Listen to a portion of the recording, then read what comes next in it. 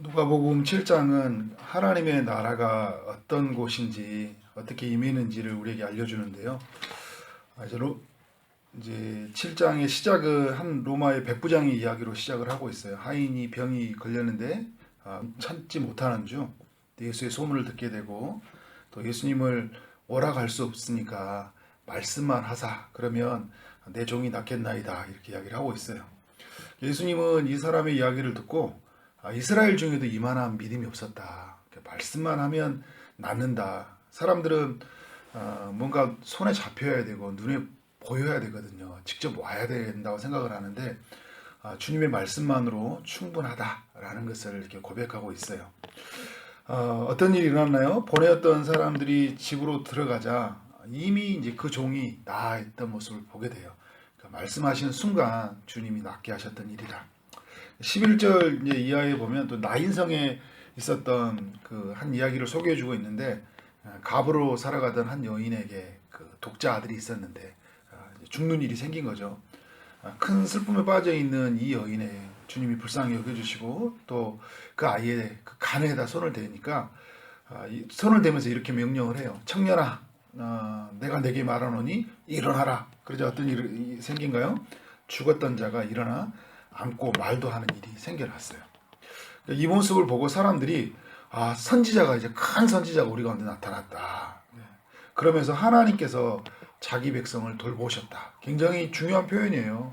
하나님께서 선지자가 나타났다는 것들이 하나님의 백성을 돌보셨다는 것. 이스라엘 백성들이 그만큼 하나님의 돌보심과 또 하나님의 말씀을 듣는 것에 있어서 너무 많이 멀리 떨어져 있었고, 그것에 있어서 너무 그리워했던 것이기 때문에 굉장히 큰 놀람이 있었죠. 왜냐하면 지금 세례 요한은 이제 감옥에 들어갔잖아요.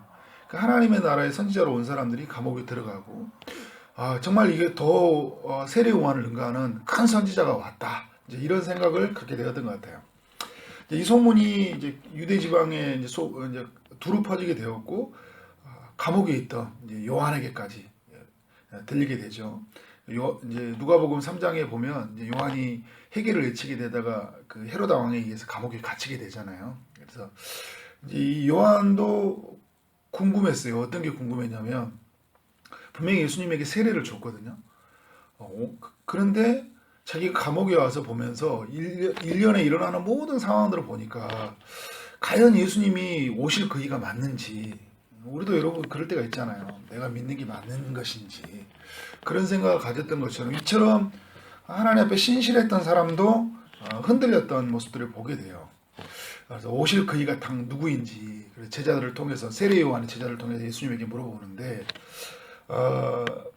이 예수님이 어떻게 대답을 해주냐면, 지금 이제 귀신 들리고 또 병 고침을, 예수님이 이제 그 전에 세례 요한이 있기 전에 맹인이 눈을 뜨고 귀신을 들린 자를 쫓아내고 병든 자를 고치는 이 일들을 계속 하거든요. 나인성에서 지금 가부가 고쳐지는 이야기, 그리고 백부장이 이방의 이제 백부장이잖아요. 이방 사람들, 하나님의 백성들이 아니라고 생각했던 이 사람들에게도 하나님의 치유하심이 그 가정에 임하고 죽었던 자가 일어나는 들 보면서 이것이 바로 하나님의 나라가 임했다라는 증거라는 걸 알려주는 거예요. 여러분, 이게 이제 그 가지고 있던 사람들의 세계관, 예수님이 오시면 하나님 나라가 임하면 임했던 자기의 세계관과 완전히 좀 충돌이 일어날 수 있는 일이거든요. 근데 여러분, 이게 어떤 의미가 가지고 있는 거예요? 하나님 나라 입장에서 볼 때는 죽음의 문제, 질병의 문제, 악기로부터 벗어날 수 있는 이 문제는 죄의 문제거든요. 이건 하나님이 하실 수 있는 문제예요. 그러니까 결국 예수님이 오셨다는 것은 어떤 의미를 가지고 있냐면, 예수님이야말로 모든 죄의 문제를 끊고 질병과 귀신의 모든 질병을 이길 수 있고 귀신을 권세를 깨뜨릴 수 있는 이가 누구냐? 바로 하나님의 아들, 그 메시아다. 그분이 오셔야지만이 이 모든 것을 끊고 하나님의 나라에 새로운 질서를 부여받게 된다, 이것을 알려주고 있는 것이죠. 그러면서 예수님이 뭐라고 하냐면, 세례 요한은 굉장히 이 땅에서 훌륭한 사람이다. 여자가 낳은 사람 중에 이보다 큰 자가 없다는 거예요. 세례 요한이 가장 큰 자다 이야기하고, 하나님에 의해서 보내준 사람이고, 그리고 예수님의 길을 예비한 사람이다. 굉장히 훌륭한 사람이지만 하나님 나라 편에서 볼 때는 세례 요한도 지극히 작은 자라다. 이게 세례 요한을 이제 그렇게 대답을 해주고 자신의 있는 제자들에게 그 이야기를 이제 전해주고 있는 것이죠.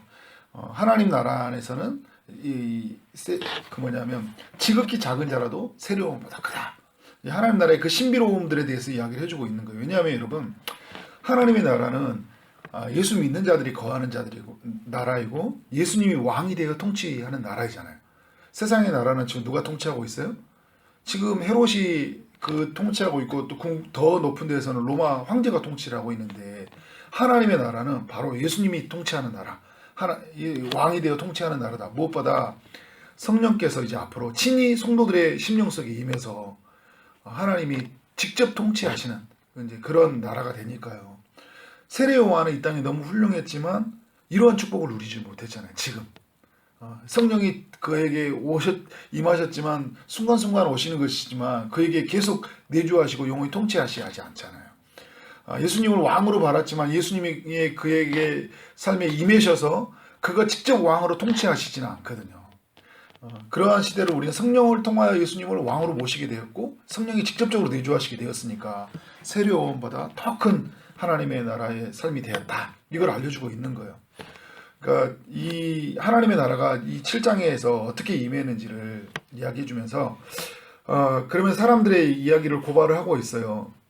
어떤 이야기냐면 지금 이 시대에 있는 사람들이 하나님의 나라가 이렇게 임했는데도 불구하고 사람들이 그 안에서 기뻐하지도 않고 정말 내가 어떤 삶에서 울어야 될 때로 울지 못하는 그런 심령을 어떻게 표현하고 있냐면 이제 32절에 비유로 설명하고 있는데 31절 이하에 장터에 아이들에서 어떤 놀이를 하는데요. 그들이 이제 결혼식 놀이와 장례식 놀이를 해요.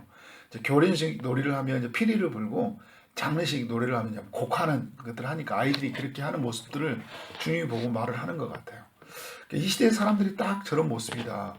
근데 저 아이들도 저렇게 울고 웃고 하는데 지금 이 시대에 있는 사람들은 주님이 신랑으로 오셨는데 웃을 줄도 모르고, 그리고 죄로 인해서 완전히 이 땅이 어떤 그 상태가 있는지, 그죠? 자기들이 지금 로마의 압제 아래에 있으면서 그 죄의 지배 아래 받고, 그 압제하에 있는데 그 죄의 지배에 받고 있는 그걸 깨닫지 못하고 그냥 눈에 보이는 것들만 살고 여기서 단순히 그냥 뭔가에서부터 벗어난 환경으로부터 벗어나는 그것만 보고 있으니까 뭘 위해서 울어야 될지도 모르고 무엇을 위해서 웃어야 될지도 모르는 그들의 연약한 모습들. 그러면서 뭐라고 하냐면 세례 그 요한이 그 먹지도 않고 포도주도 마시지 않고 굉장히 그 절제한 모습으로 이 영적 나시린으로 모습을 보여주고 있는데 뭐라고 하냐면 귀신이 들렸다고 이야기를 해버리고요.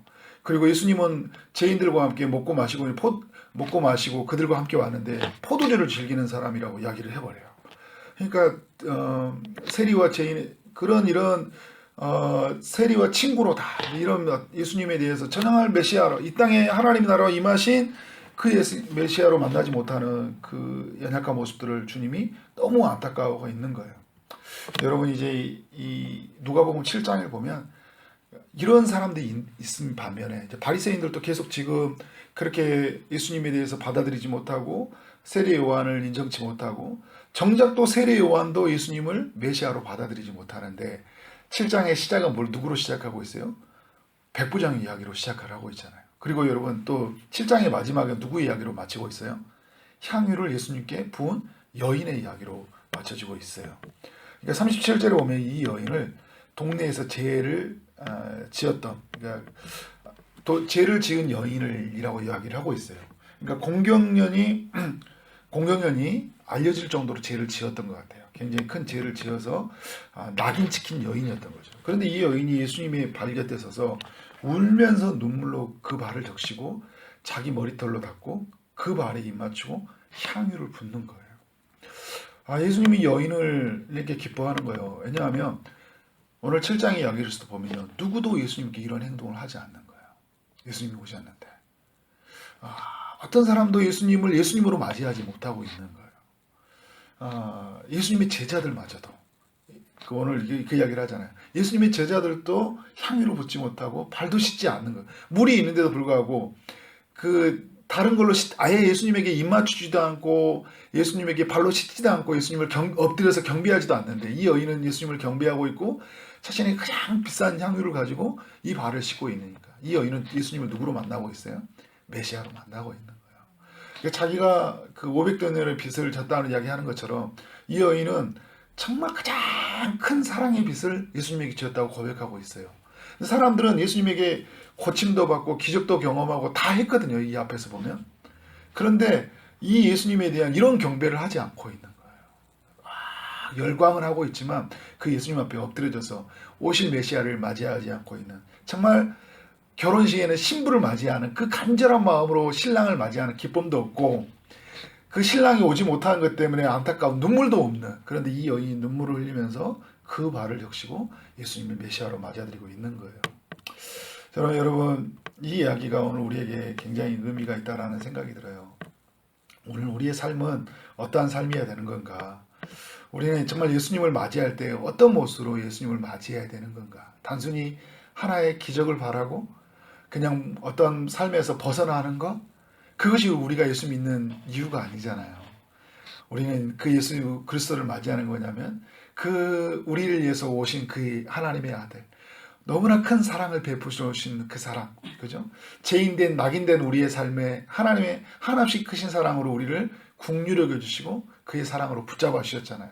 그래서 예수님이 이 여인을 향해 뭐라냐면 이제 이의 여자에게 이르시되 48절에 보면 제 사함을 받았느니라 이렇게 하고 있어요. 그래서 사람들은 또 누가 어떻게 제사할 수 있냐 또 이렇게 사람들이 막 이야기하고 있어요. 여전히. 그러나 우리의 삶은 제사함을 받았느니라는 하나님의 서론, 이것에 우리가 기뻐하고 이것에 우리가 감사하고 이렇게 오실 주님을 메시아를 맞이하고 또 이렇게 살지 못하는 사람들을 향해 우리 주님이 오셨다, 큰 선지자가 오셨다, 이 주님이 오셔서 우리 백성을 돌보신다, 그렇게 외치는 우리 모든 성도들의 삶이 되어지기를 주님의 이름으로 축원합니다. 아멘.